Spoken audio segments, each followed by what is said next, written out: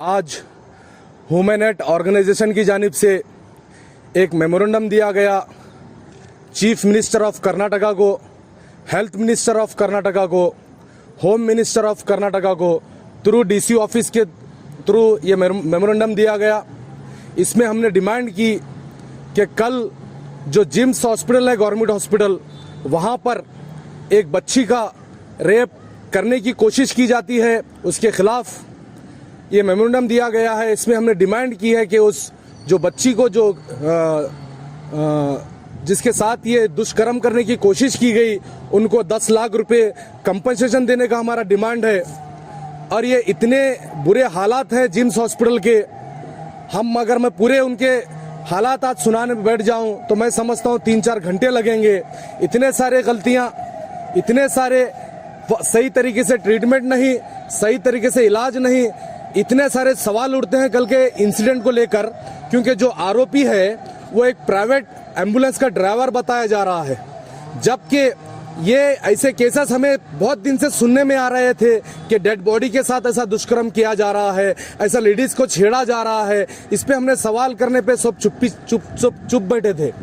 वहां पर आपने बॉम्बर्स को लगाया है, पेशेंट के कोई अटेंडर को मिलने नहीं दे रहे हैं। पेशेंट जो बुजुर्ग हैं, जो उठ नहीं सकते, जो अपने हाथों से खाना खा नहीं सकते, उनके पेशेंट के अटेंडर हाथ जोड़ के रिक्वेस्ट करने पर उन्हें अंदर नहीं जाने दिया गया।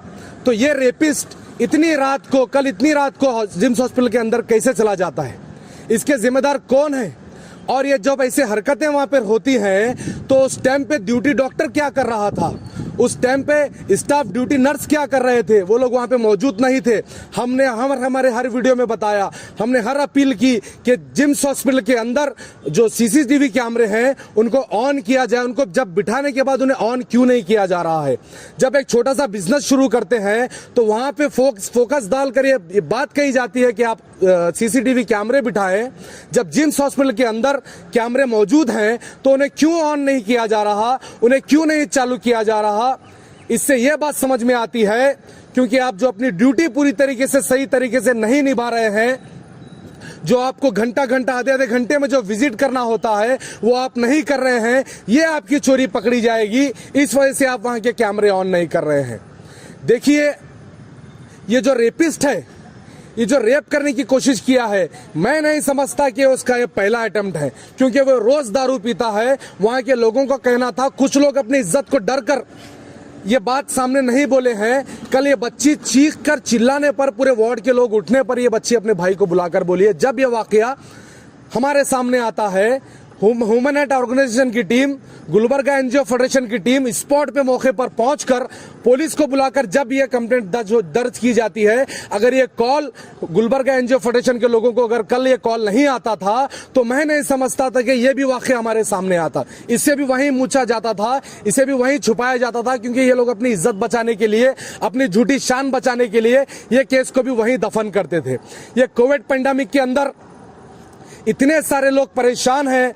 मैं कहता हूं ये वार है, सीधे वार है। अगर एक बम ब्लास्ट भी होता है, एक आतंकवादी अगर ब्लास्ट करता है तो उसमें सिर्फ जान जाती है। इस कोविड-19 के अंदर लोग तो मर रहे हैं, बेहिसाब लोग मर रहे हैं। साथ ही साथ कोई अपनी प्रॉपर्टी बेच रहा है, कोई अपनी गाड़ी बेच रहा है, कोई अपने खेत बेच रहा है, सब अपने कारोबार बेचने पे लगे हैं। जान भी जा रही है, पैसा भी जा रहा है, और साथ ही साथ नौबत तो ये आई है कि आज इज्जत भी चली जा रही है। तो इसके जिम्मेदार कौन है? प्रशासन जागिए, एमपी साहब जागिए, एमएलए मैडम साहब जागिए, वरना थू है आप लोगों की क़ियादत पर, थू है आप लोगों की लीडरशिप पर। कल का जो वाक़या, कल रात में हमें 12:30-1 बजे कॉल आया कि यहाँ पर रेप करने की कोशिश की गई। जैसा ही हमारी इन्फॉर्मेशन मिली, हम कंसल्ट अथॉरिटी को फ़ोन करते हुए ऑन दी वे थे, हॉस्पिटल की तरफ आ रहे थे। आते ही हमने ब्रह्मपुर सर्कल साहब को कॉल किया और उन्हें ये तमाम तफसीलात बताया। उसके बाद सर्कल साहब वहाँ पर आकर इन्वेस्टिगेशन करे, रिटर्न कंप्लेंट लिए। उसके बाद एक थोड़ी देर में जो रेपिस्ट, जो अटेम्प्ट टू रेप करने की कोशिश कर रहा था, वो भी अरेस्ट हुआ। तो अब हमारे जो डिमांड्स हैं honourable chief minister of Karnataka से, हॉनेबल मेडिकल एजुकेशन मिनिस्टर से, honourable chief secretary of Karnataka से और डिप्टी कमिश्नर ऑफ गुलबर्गा से जो हमारे डीसी मैडम है उनसे भी हम ये गुजारिश कर रहे हैं कि फर्स्ट ऑफ ऑल जो लड़की विक्टिम है उसे 10 लाख रुपीस विक्टिम एक्ट की तरह कंपनसेशन देना चाहिए, और जब तक ये इन्वेस्टिगेशन पूरी नहीं होती उसके घर वालों को पुलिस सिक्योरिटी देना चाहिए, क्योंकि ये एक कोविड पेशेंट है, कोविड पॉजिटिव पेशेंट के साथ ऐसा हो रहा है। जबकि आईसीयू में शिफ्ट है, आईसीयू में एक बाहर आईसीयू गेट के बाहर एक गार्ड रहता है, गार्ड के बाद उसको अंदर जाने का जब परमिशन मिलती है तो वहाँ पर गार्ड क्या कर रहा था, रात में सिक्योरिटी स्टाफ क्या कर रहे थे, इतने सवाल इतने क्वेश्चन रेज होते हैं ये मामले के ऊपर। ये कोई मामले एक छोटा वाकया नहीं है। यहाँ पर हमने डीसी मैडम को ये कहना चाह रहे हैं कि और चीफ मिनिस्टर ऑफ कर्नाटका से ये डिमांड्स की है कि विक्टिम को 10 लाख रुपए दिया जाए, उसके घर वालों को पुलिस सिक्योरिटी दी जाए, और रेस्पॉन्सिबिलिटी जो वहाँ पर थे रात में जिसकी ड्यूटी थी उनके ऊपर क्या एक्शन हुआ है, अगर एक्शन नहीं हुआ तो अभी उनके ऊपर एक्शन होना चाहिए। और तमाम जो यहाँ पर जो मामले कई दिन से चल रहे थे, क्योंकि ये सीसीटीवी कैमरा, आप सीसीटीवी कैमरा निकाले, सीसीटीवी कैमरे में ये आना चाहिए कि वहाँ पर उन कितने दिन से आ रहा था और कितने बार ऐसा किया गया। कल हमें मालूम हुआ, इससे पहले ना जाने कितने बार ऐसा हुआ है। तो ये तमाम चीज़ पे इन्वेस्टिगेशन होकर 30 डेज में चार्जशीट आना चाहिए, और फास्ट ट्रैक कोर्ट में ये मामला जल्द से जल्द रेपिस्ट को फांसी की सज़ा हो और घर वालों के इंसाफ मिले। अस्सलाम वालेकुम।